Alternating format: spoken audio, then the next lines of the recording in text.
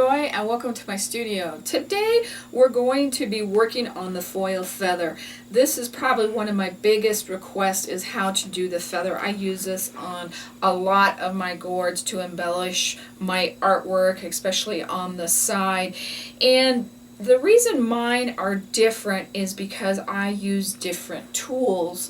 I have my own line of tools, so I use my number 2 tool, the smaller end, and then my 0 tool as well to make my feathers. And I keep it simple. I don't overwork it. I do it a couple of times, one up and one down, and by working it back and forth, to me it just kind of evens it out. So that's why I do it a couple times and I leave it alone, and I think simple is the best. So the first thing we're going to do today is we're going to have our feather pattern, and then we're going to have our foil. And I like to use the 36 gauge foil. To me it's just a little bit heavier and a little bit nicer. There are also some foils that have one color on one side and one color on another side, so that you could use those if you want to. The copper is really nice, but it's a lot more expensive right now, at least anyway. So what we're going to do is we're going to put our foil on top of our craft foam. This is really important. Without this, the process does not work. It has the give that when you're pushing down onto, let your foil have that indentation. But if you didn't have this underneath, it would not work. So we're going to lay our foil down and we're going to put our feather over the top and tape it on. And when you're working with your patterns or anything, go with Scotch. It pays to have the little bit of extra money to do this, because it just works so much better and you don't have to worry about it getting stuck on.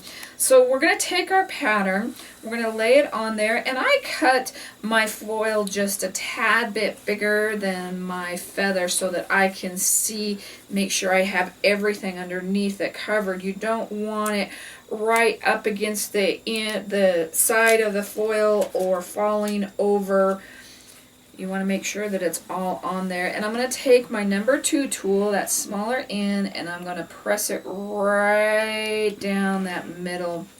And you want to press pretty good. That's what makes it go down and gives it that part, the push on it. So then we're going to trace it all the way around. So what we're actually doing is all of the outlines on the feather. And then I'm going to go back in and I am going to trace all of the inside lines here. Okay, then we're going to lift this up. Alright, now a lot of people can't remember if it's up or down, so I want you to look at this middle line. If it is pushed down, that's what you want to remember, because we're going to go back to that in just a bit, and sometimes when they're working they'll forget. We're going to want to go back to that line where it is indentated, not raised. So I'm going to flip it over, and we're going to take our smaller tool, and I'm going to use the larger end. And where this comes down, we don't want to go in that, but we want to go next to it. And we want to put in all of these smaller lines. Jump over the one that's coming up. So those are up and these are down. And we're just coming in here and we're lining these. This is all the little individual feather, I don't know if they're called hairs or what they're called, and we're going to put them all the way in, and this goes really quick.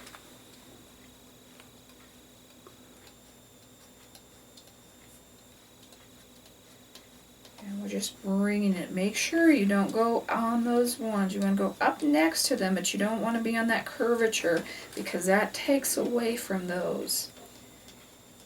Okay, and one more little section right here. Okay, so we've done all of that part.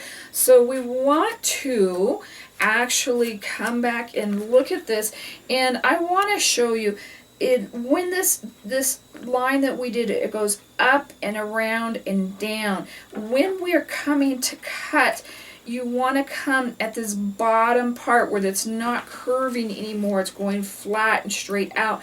You do not want to cut on top of here because you lose all of that curvature of your feather. So I like to use craft scissors or medical scissors to cut these out. So you're cutting at the bottom of that curve. Don't take away from that. And make sure if you cut any, do it. Now leave your stem quite a bit onto that, and we'll talk about that in a minute, and kind of curve that around so you don't have that sharp point, because this metal is sharp. When you're careful, when you're cleaning up your mess after you're done, you're going to realize you go to pick some of that up and it is very pokey. So we're going to bring that all the way down, and I'm going to curve that guy around. Now what we want to do now is we want to go back and cut some strips in to add some movement to our feather. I've got a gourd wiggling over there. It's driving me nuts. So what we're going to actually do, and you can refer to your pattern as well, where these lines go in and out, we're actually going to cut. And I have a lot of people that just cut it and then stop. And you don't want to do that. You want to take a sliver of pie out. So we're actually removing a piece. Now I only take it, this is this half, and I only go about halfway up that half. If you come all the way up, and if you did this one from this side, you're almost going to cut your feather in half, so we don't want to do that. But what this is doing, it's allowing movement so that the feather looks like it's moving. So you want to do just a few of those, and a couple on this side,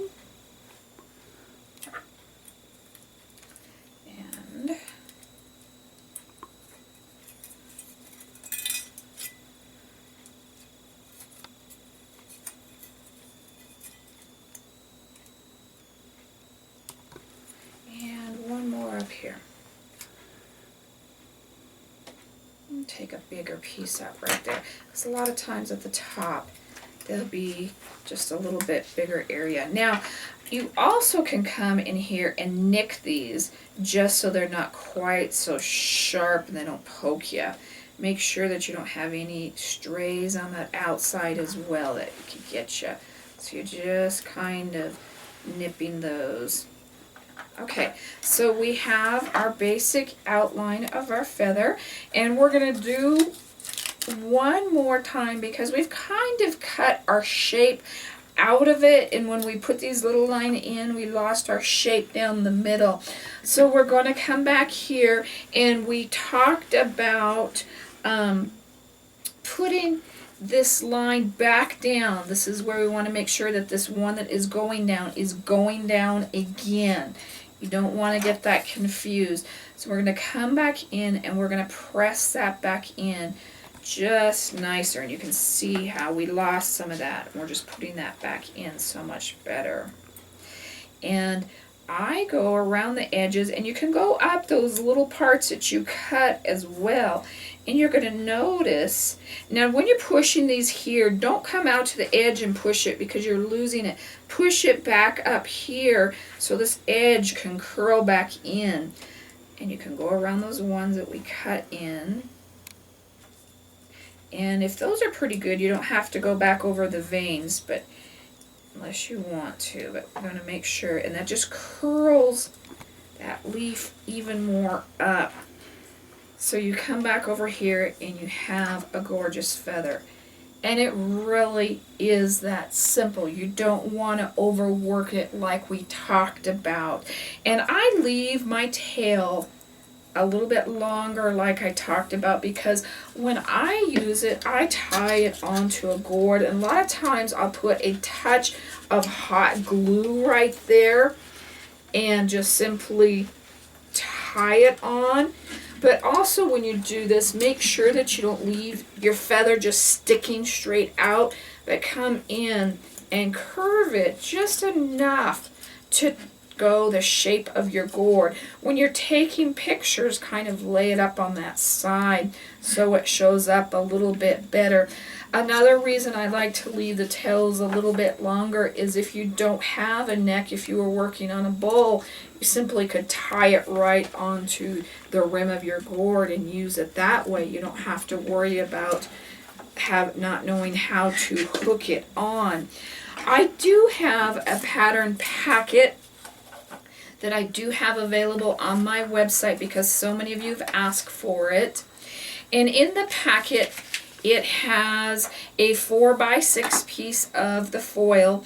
It has a picture of 5 of the feathers, and it has the 4x6 of the foam. It also has the 5 different feathers shown, our pattern as well. But it takes you step by step. It tells you what your supplies needed, and it takes you step by step, including when to turn your feather over and how to put the littler veins in and how to finish it. And it is kind of a nice little thing, and especially if you need the feather patterns. I just draw my feathers. I like to use the ones that wrap around because I use it to decorate the design right here, and I like it to come around there as well. But don't get stuck with just feathers. You can do leaves, you can do animals, you could do a Zuni bear and put a lightning strike down the middle of him, or whatever you kind of wanted to do. But there's all kinds of fun things to do with the foil. So don't get stuck. Think outside the box on different things and do what you like. If there's something you like cats or something, you can figure out how to put those on.